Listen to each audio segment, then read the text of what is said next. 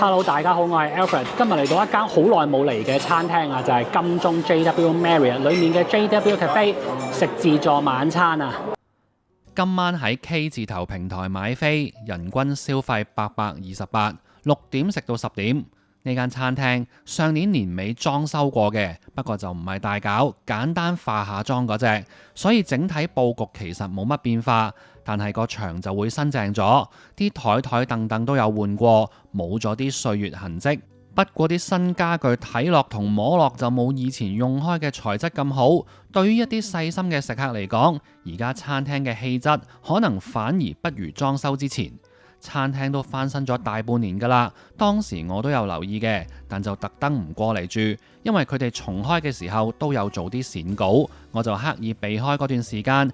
今晚生意都相當唔錯，目測有8至9成滿。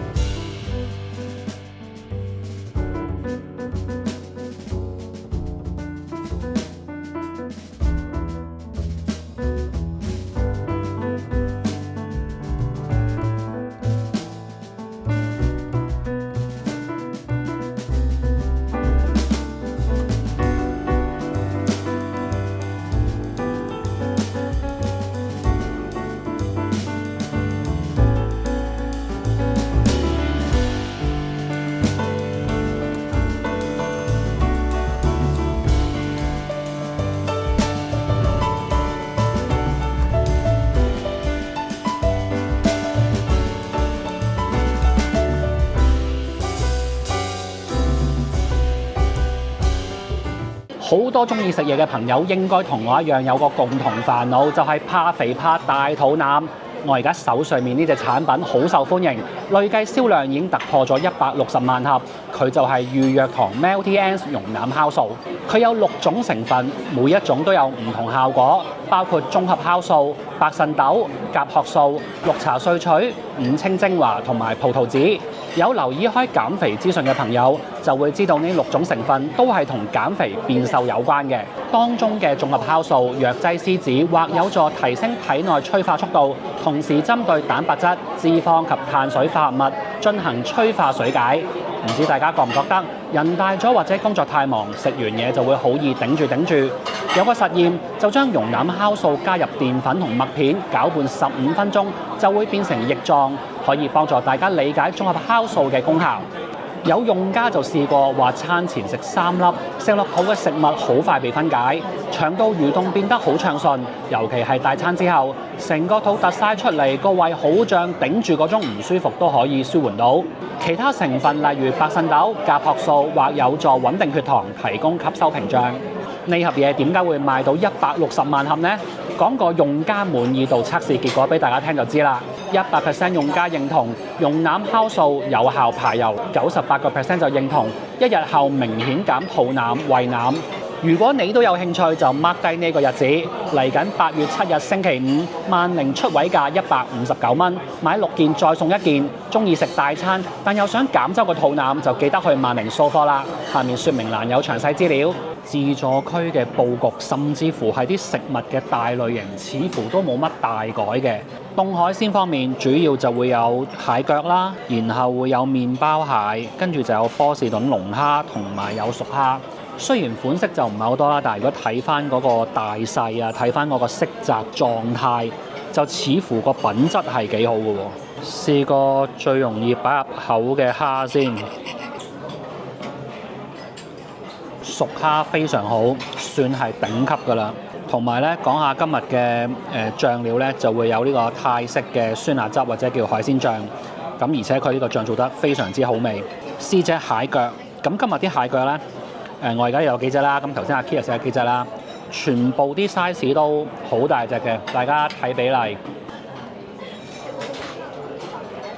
肉質非常之飽滿，食落去你覺得係啖啖肉。麵包蟹蓋就咁睇都多高嘅。麵包蟹嘅程度咧就冇佢嗰個熟蝦同埋嗰個蟹腳咁100分啦。咁但係都係屬於好好㗎啦呢個，只係冇咁驚豔。波士頓龍蝦，我覺得呢樣嘢呢都好係而家香港自助餐即係唔同高低嘅一個指標嚟㗎啦。即係你睇佢呢一樣嘢俾啲咩貨食客呢，大概就已經知道間餐廳對自己嘅要求或者佢自己嗰個定位係點樣樣。咁今日呢一件龍蝦呢，你見到個肉呢係白裏透紅，好靚仔嘅。你好，咁啱，你好，咁啱，可以。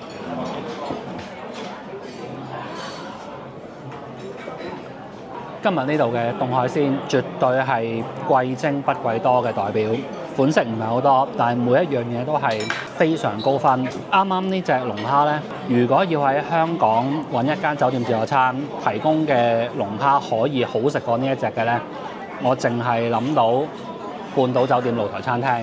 咁我做1、2個月都幫襯過嘅，冇拍片嗰次。嗰度嗰個龍蝦就再比呢個更加好，但係就只此一間。咁你要我諗多一間，我都諗唔到第二間㗎啦。佢呢個水準應該仲好過 Grand Hyatt。繼續試其他冷盤。咁有一樣嘢特別啲嘅就係有一個醬油漬嘅溏心蛋。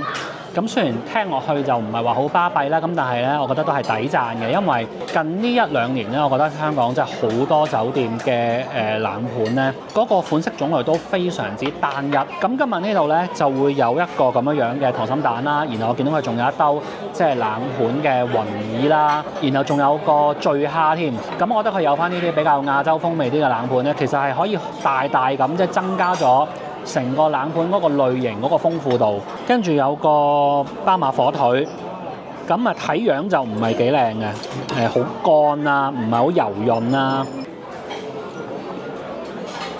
個火腿可以話係鹹而不香。幸好今日嗰嚿網紋瓜呢，好甜，好少可啊！呢個就自助餐啲水果呢，香港多數都唔係好靚嘅。咁啊唔同，例如話日韓啊咁嗰啲，佢哋啲水果通常就會好食啲嘅。跟住試少少沙律，生菜咁自己撈咗少少醬咁樣。哇！點啊？你一食菜又要話好食啊？唔係喎，真係好食。佢凱撒沙律嗰個生菜好靚，好甜，然後唔會有嗰啲唔靚嘅生菜嗰陣苦味或者有陣即係草青味咁樣。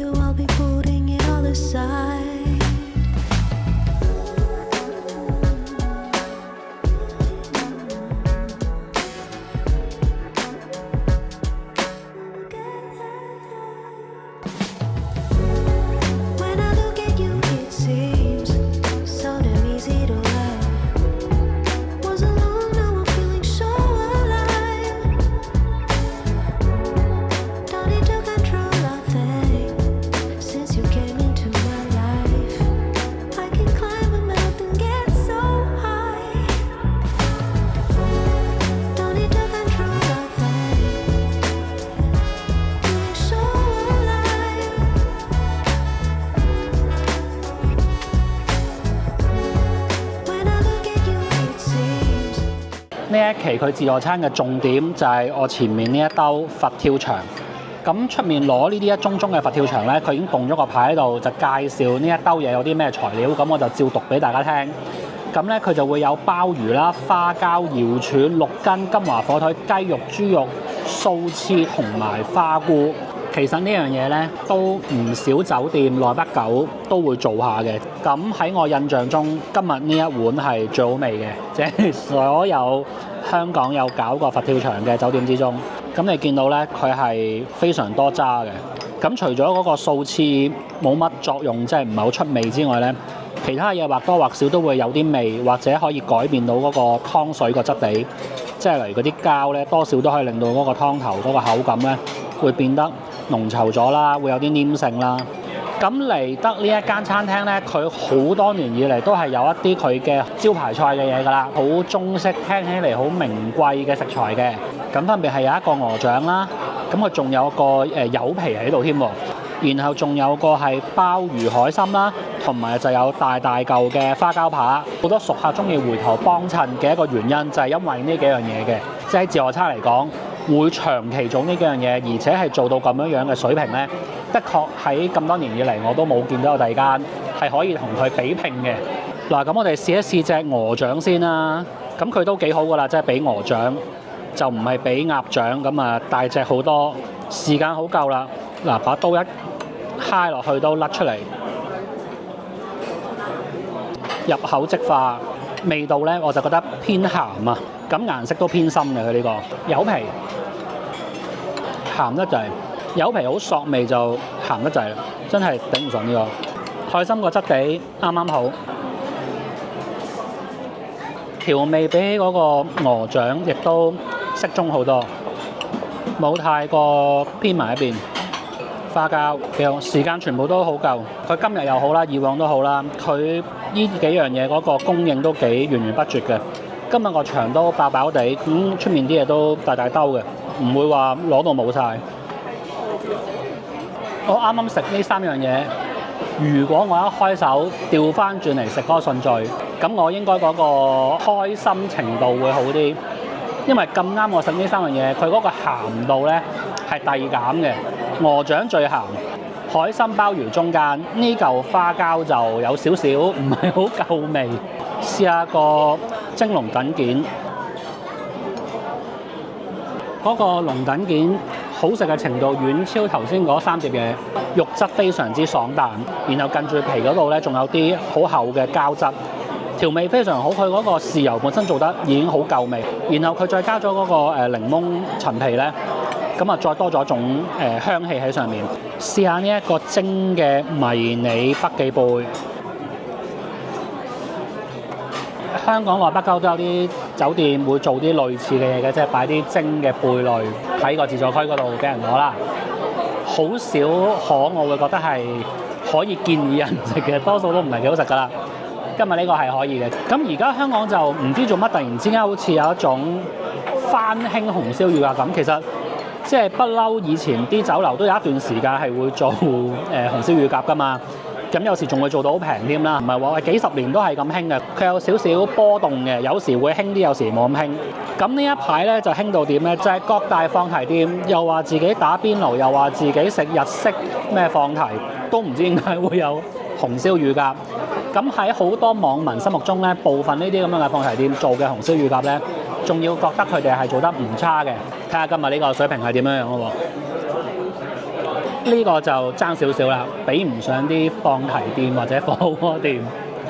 嗰個肉咧比較乾柴，同埋佢本身嗰個肉咧都冇乜鮮味嘅。我覺得佢係雪藏貨多啲啦。提一提佢今日其實係有片皮鴨嘅，咁不過我就未攞，咁啊唔知轉頭會唔會攞，因為我對自助餐嘅片皮鴨係冇乜好感嘅，即係我係人生未試過喺任何一間自助餐食過呢一樣嘢。係覺得係好食嘅，咁所以我而家見到通常都直接無視。天婦羅龍蝦，嗱嗰個皮就唔好當係天婦羅啦，總之一嚿炸嘢啦，炸麵粉咁樣。皮實在係太厚啦，已經係一個殼咁樣樣咧，一個盔甲咁樣樣去包住裡面嗰細細粒龍蝦。咁但係今晚呢度呢啲龍蝦肉本身係唔差嘅，所以就算佢攞一啲狀態冇咁靚仔嘅龍蝦肉走去做其他菜式呢，其實嗰個龍蝦肉本身已經好過其他自助餐㗎啦。但係呢嚿粉實在太厚啦，個皮係脆嘅，個肉係好乾嘅，醃味係足夠嘅。不過嗰個雞本身就係一個雪藏雞，我覺得都唔係冰鮮雞，一啲即係雞味都冇。自助餐啲食材有啲要拉上補下係理解嘅。咁如果食唔出佢係一個品質唔好嘅雞，然後佢又炸完熱辣辣，食得開心嘅咪食下咯。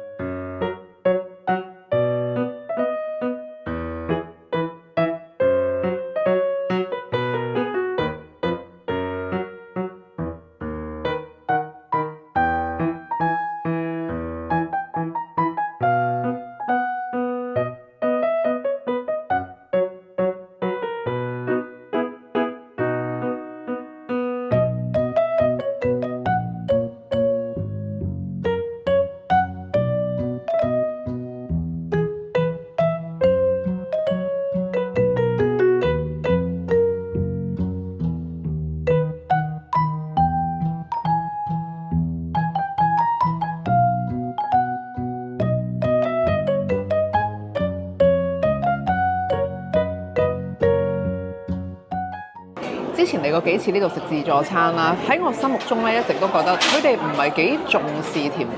如果我平時想食自助餐，想以甜品為重點嘅話咧，我就未必會揀呢一度。第一就係選擇唔會有好多啦，第二就係咧唔會有好多款唔同嘅圓果蛋糕嘅，通常都係有一啲細細件嘅蛋糕仔。佢以前咧到特定嘅時間點咧，就會有啲打鑼打鼓叫你拎嘅甜品，咁佢今次就冇咗嘅。咁首先咧就睇咗呢一個我自己最中意嘅巴斯克蛋糕先。啱啱試嗰啖咧，就係成個巴斯克最好食嘅、最軟心嘅地方，就係個中心。因為焗巴斯克就係咁噶啦，裡面一定係最軟，出面咧就會比較硬嘅。咁其實以中心嚟講咧，其實呢一個質地都係偏向唔夠流心，仲係可以再液體少少嘅個配方。咁佢個配方咧，相對咧就其實都係粉感重咗啲嘅。喺側邊嗰啲邊位咧，其實已經係好粉感噶啦。同埋成個巴斯克有一個最大嘅問題就係咧，芝士味唔夠香，奶味咧會比較出。跟住試下呢一個綠茶柚子慕斯。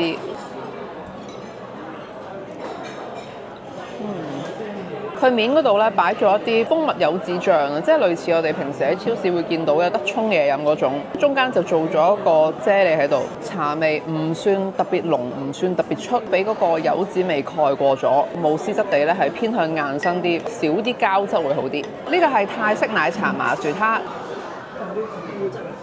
泰式奶茶做咗個撻液啊嘛，佢呢個開得好滑，底嗰層咧配搭咗個麻薯啦，嗰麻薯個層咧都唔會做得太多，唔會太厚，唔會覺得哇黐住個口腔好唔舒服。嗰個濃稠嘅程度係啱啱好嘅。泰式奶茶本身咧就好講求一個茶味比較香啦，同埋嗰個奶茶本身係會比我哋港式奶茶更加甜啦。咁如果佢嗰個茶味更加出，同埋呢個甜度可以再多香少少咧，我諗呢個會更加出色嘅。今日另一個奶茶嘅甜品咧就係呢一個奶茶奶凍。佢呢個奶茶味唔係好夠，比頭先嗰個泰式奶茶嗰個撻咧更加茶味唔突出。而家試咗佢幾個要落魚膠嘅產品咧，都覺得佢嗰個膠咧係偏落得比較多嘅。跟住就係呢一個 tiramisu，佢呢個咧打咗一啲泡泡喺上面，再滲咗一啲朱古力粉。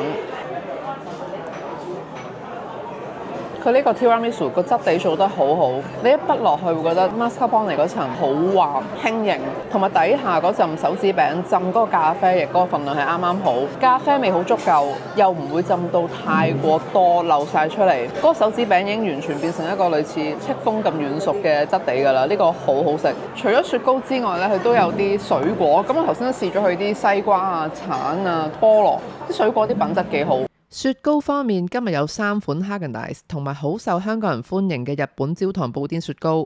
有睇開我哋嘅觀眾就知，其實我哋呢幾年都出少咗好多片啊。咁其中一個原因就係近呢幾年出街食飯，其實我都成日中伏嘅。咁我覺得咧，呢幾年香港平均餐廳嗰個食物水平係有下跌嘅趨勢，成日出街食飯都伏伏地，搞到我都有少少心灰意冷，有時都唔係好想出街食飯，情願喺屋企煮啊！香港啲餐廳水平下跌咧，就涵蓋任何價位、任何類型嘅，當然就包括酒店嘅自助餐。咁而家屈指一算咧，今日呢一間 JW Cafe， 我覺得係香港頭幾位，覺得可以好大聲咁話俾大家知，應該係嚟到唔怕中伏嘅一間自助餐，即係至少唔會中伏，即係好唔好食咧就見仁見智㗎嘛。呢個讚美聽起嚟好似好保守咁，其實已經係一個好好嘅讚美嚟㗎啦，一個好大膽嘅保證。因為其實而家咧好多自助餐都伏伏地嘅。今日條片就講到呢度，大家仲想睇我拍邊間餐廳？下面留言話我知，我哋下條片再見，拜拜。